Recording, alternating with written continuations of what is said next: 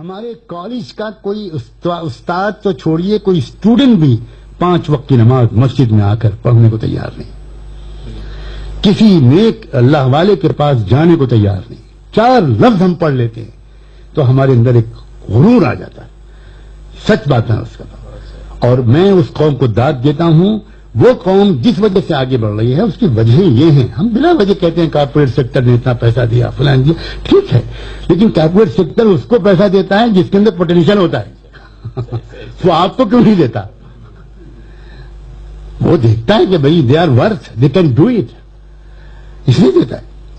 اور اصل تو ان کا انہوں نے جو کمیٹڈ ورکر تیار کیے ہوئے ہم اور آپ نہیں جانتے۔ میں نے اس میں کوٹ کیا واقعہ، لکھنؤ کے ایک بہت بڑے ہومیوپیتھ پریکٹیشنر تھے ڈاکٹر اشتیاق حسین قریشی صاحب، اور بڑے زبردست ملی کارکن تھے، مسلم بھائی سے مشاورت اور ساری تحریکوں کے وہ روح رواں رہے۔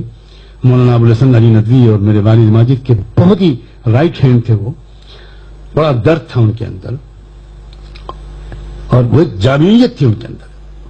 آخری دن تک ان کی تہجد اور ذکر نہیں چھوٹا اور وہ ہر میدان میں کام کرتے تھے۔ تو چنانچہ وہ الیکشن جس میں جنتا پارٹی نے الیکشن لڑا تھا، اس میں وہ خود الیکشن کے میدان میں کودے تھے، پارلیمنٹ کا الیکشن انہوں نے لڑا۔ وہ اپنے الیکشن کا تجربہ ہم لوگوں کو سناتے تھے کہ چونکہ اس وقت جنتا پارٹی کو سپورٹ کر رہی تھی آر ایس ایس، تو آر ایس ایس کے ورکرز جو آتے تھے ان کے الیکشن کی کنوینسنگ کے لیے، اس کا وہ واقعہ سناتے تھے کہ فجر کی نماز سے بھی پہلے میرے دروازے پر آر ایس ایس کے ورکرز جن کو جانا ہوتا تھا کہ بھئی فلاں گاؤں میں آپ کو جانا ہے اور کنوینسنگ کرنی ہے اور یہ کرنا ہے اور یہ کرنا ہے، وہ آ جاتے تھے صبح 4:30 بجے۔ میں نماز سے فارغ بھی نہیں ہو چکا ہوتا تھا کہ وہ پہنچ جاتے تھے اور ہم کو صرف اتنا کہتے تھے کہ ہم کو آپ لسٹ دے دیجئے کہ آج ہم کو کن کن گاؤں میں شام تک رات تک محنت کرنی ہے، کام کرنا ہے۔ تو میں کوشش کرتا تھا مجھ سے کم ایک پہلی چائے تو پی لو، کم سے کم 5 منٹ رک تو جاؤں گا۔ نہیں صاحب بالکل نہیں، ہم اپنے دیسی ہمارے پاس چنے ہیں، ہم لوگ دن بھر یہ چنے کھا کر گزارا کریں گے، ہم کسی کے گھر میں ایک پیاری چائے بھی نہیں پئیں گے، کسی کا احسان نہیں لیں گے، ہم لوگ کام کریں گے، شام کو رات میں گھر واپس آ کر اپنے کھانا کھائیں گے، ہمیں آپ جلدی کیجئے، ٹائم کم ہے کام زیادہ ہے۔ وہ ورکرز اس طرح آتے تھے اور کہتے تھے جو مسلمان آتے تھے میرے ذاتی تعلق والے اور مختلف دینی حلقوں سے تعلق رکھنے والے، وہ آتے تھے 8 بجے، 8:30 بجے، 9 بجے آتے تھے، اور آنے کے بعد ان کے نخرے ہوتے تھے کہ پوری بھی چاہیے، پراٹھا بھی چاہیے، لکھنؤ کا کلچے نہاری اور ٹنڈے کباب بھی چاہیے۔ میں آپ کا امتحان لے رہا ہوں، یہ وقت ہے بھوک کا، اور یہ بھی چاہیے وہ بھی چاہیے، اور ہم کو ادھر نہ بھیجیے گا، ادھر بڑا مسئلہ ہے، ادھر سڑک کچی ہے، عجیب نخرے۔ آپ سوچیں اس قومی مزاج کے ساتھ ہم مقابلہ کر پائیں گے؟ اصل وجہ یہ ہے، میں کہنا ہی چاہ رہا ہوں، دیکھیے اس شکست کی اصل وجہ یہ، یہاں پر آئیے، اس کو سمجھیے، ہمارے اندر کی کمیاں ہیں، وہ جب تک دور نہیں ہوں گی ہم مقابلہ نہیں کر سکتے۔ اور اس وقت صرف وہ فورسز نہیں، اینٹی برہمنیکل فورسز وہ جو اس وقت کام کر رہی ہیں وہ بھی بہت آرگنائز ہو چکی ہیں، انہوں نے بھی کیڈر تیار کیے ہیں لاکھوں کی تعداد میں، بڑے کمیٹڈ ورکرز ہیں، بالکل میدان میں کام کرتے ہیں، بڑے بڑے لوگ ان کے، میں ان کی کئی کانفرنسوں میں شریک ہو چکا ہوں۔ اس میں آئی ایس آفیسر بھی ہوتے ہیں، اس میں بیوروکریٹس بھی ہوتے ہیں، اس میں سرکاری ملازمین بڑے بڑے ہوتے ہیں، سب جب لنچ کا وقت آتا ہے یا ڈنر کا، سب لائن لگ کر بڑے ڈسپلن کے ساتھ کھانا کھاتے ہیں، کوئی اپنے لیے کوئی اسپیشل پریویلیج کبھی ڈیمانڈ نہیں کرتا۔ تو اسلامی جو اوصاف تھے وہ تو آ گئے اب صرف تقریروں میں اور تحریروں میں اور ان کی زندگیوں میں۔ اب جب ان کی زندگیوں میں اسلامی اوصاف آئیں گے تو ان کو ترقی سے ہم بد دعاؤں کے ذریعے نہیں روک سکتے، ہم نہیں روک سکتے، سیدھی سیدھی بات ہے۔ اللہ کے ہاں انصاف ہے، اللہ کے ہاں کسی سے نہ رشتہ داری ہے نہ کسی سے دشمنی ہے، سیدھی سیدھی بات ہے کہ تم جتنا گڑ ڈالو گے اتنا میٹھا ہوگا۔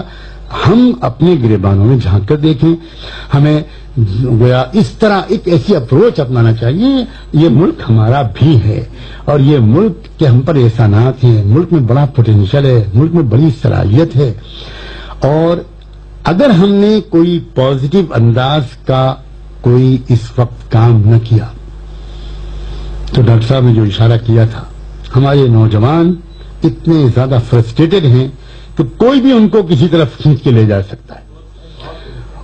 ان کے خلاف فتوے دینے سے کوئی نوجوان نہیں رکے گا، فتوے کی زبان سے کوئی نہیں رکے گا. یہ ویکیوم فل ہونا چاہیے، یہ خلا پر ہونا چاہیے. خلا اگر پر ہوگا تب تو لوگ جن کے اندر ایمبیشنز ہیں، جن کے اندر تمنائیں ہیں کہ بھئی ہمیں تو انصاف قائم کرنا چاہیے، تو پھر وہ ان کا جو جذبات ہیں وہ صحیح ڈائریکشن پر استعمال ہوں گے.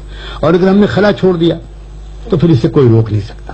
ہمارے نوجوان ملک کے اندر بھی ملک کے باہر بھی وہ بڑی نیگیٹو ٹریپ میں پھنسیں گے، اور یہ سارے ٹریپ سجائے جا رہے ہیں. یہ بہت سوچ سمجھ کر ایک نیگیٹو ٹریپ سجائے جا رہے ہیں تاکہ پوری دنیا کے لوگ آئیڈینٹیفائی ہوں. ایک ایک آدمی جس کے اندر ذرا بھی کچھ سوچ ہے وہ نکل کر باہر آئے تاکہ وہ آئیڈینٹیفائی کیا جا سکے. یہ پوری ایک سوچی سمجھی بات ہے. اور میں آخر میں کیا کرتا ہوں، یہ شکایت کرنا کہ یہودی یہ سازش کر رہے ہیں اور امریکہ یہ سازش کر رہا ہے اور RSS یہ کہہ رہا ہے، یہ بالکل شکایت ایسی ہے کہ جیسے کوئی فٹ بال کی ٹیم ہو اور وہ میدان میں اترتے ہی 10 منٹ کے بعد کوچ کے بعد آگے سامنے کرے کہ سر وہ تو گول کر رہے ہیں، سر ان کو روکیے، وہ شاٹ مار رہے ہیں، سر دیکھیے وہ پاس دے رہے. بڑا چلا کوئی فوجی آ کر شکایت کرے اپنے کمانڈر سے، سر وہ گولی چلا رہے. ارے بھائی تم کیا داماد ہو، کیا ایکسپیکٹ کر رہے ہو؟ یہ کیا بات ہے کہ RSS یہ کر رہا ہے، فلاں یہ کر رہا ہے، بجرنگ دل یہ کر رہا ہے. بھائی وہ کر رہے ہیں جو انہیں کرنا چاہیے، ہم وہ نہیں کر رہے ہیں جو ہمیں کرنا چاہیے. ختم بات، ایز سمپل ایز دیٹ. بالکل. تو کیا گالی دینا، کیا برا بلا کہنا، یہ بالکل ڈیفیٹڈ سائیکولوجی ہے. اس سے ہم کو اوپر اٹھنا چاہیے. میں بہت شکر گزار ہوں، معذرت خواہ بھی ہوں کہ شاید میں نے زیادہ وقت لیا، لیکن خدا کرے کہ ہم کچھ عملی کام کر سکے. ہر میدان میں مثبت انداز سے کام کی ضرورت ہے. بہت بہت شکریہ. جزاکم.